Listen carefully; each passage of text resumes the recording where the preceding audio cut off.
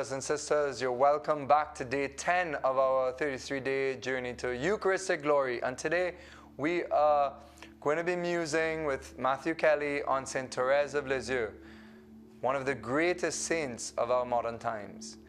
You know, Saint Therese had a huge influence on Saint Mother Teresa of Calcutta. And we spoke about Saint Mother Teresa of Calcutta the last few days. And this is one of the things themes coming up again the last few days, is the idea of how powerful holiness is. Saint Therese had a huge influence on Saint Mother Teresa of Calcutta. And this is to show you how what we do in our lives, when we commit to Jesus, when we say yes to the Lord, when we seek holiness, we don't know who is going to be inspired by our life and what God's going to do with that witness. And this is one of the most powerful things we see again and again in our Christian faith. How our little yes sometimes could be a very small yes to God, could trickle into a huge river. I remember being in Ireland and going to see one of the sources of one of the rivers in Ireland in a place called Guggenbarra. And it started as a little stream. And that river grew and grew from that stream. Same thing in our spiritual lives. Our little yes, our little trickles of saying yes to God can really lead to a revolution.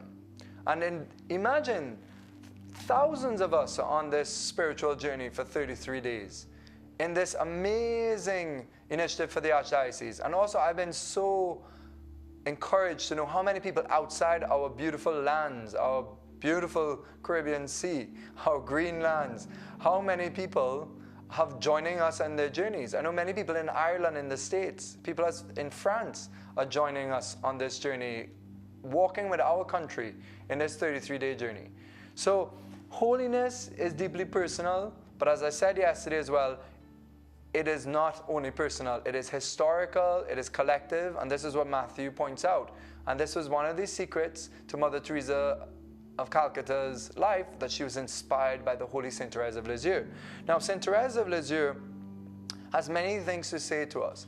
But before we go into one or two things about her love for the Eucharist and how that was at the center of her life, I want to just point out two stories about how two people's yes, the yes of two women have blessed the whole world in incredible ways.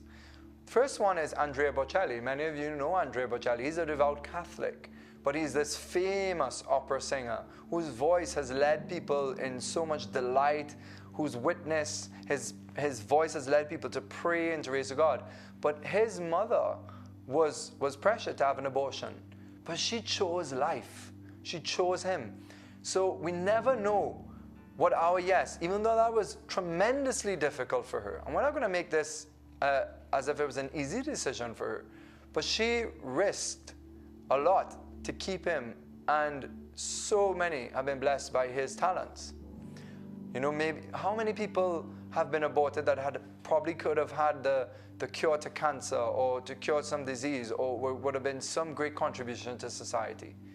Another story is by two priests from Peru, Father Martin Scott and Father Philip Scott. Their mother was pressured to have an abortion, but she chose to keep her children. Those two men went on to become priests, and they have founded religious orders and having a great influence. Father Philip Scott and Father Martin Scott have come to our shores and have been part of the Divine Mercy Conference, which is a great conference. I always highly recommend that you attend when it's normally put on once a year. But these men have been huge contributions to their society. So how is your yes to this 33-day Eucharistic journey?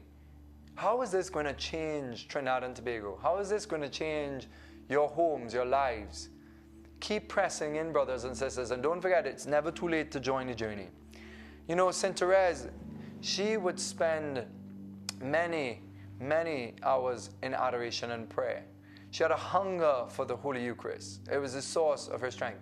But you know, sometimes even the great Saint Therese would fall asleep in adoration and in prayer.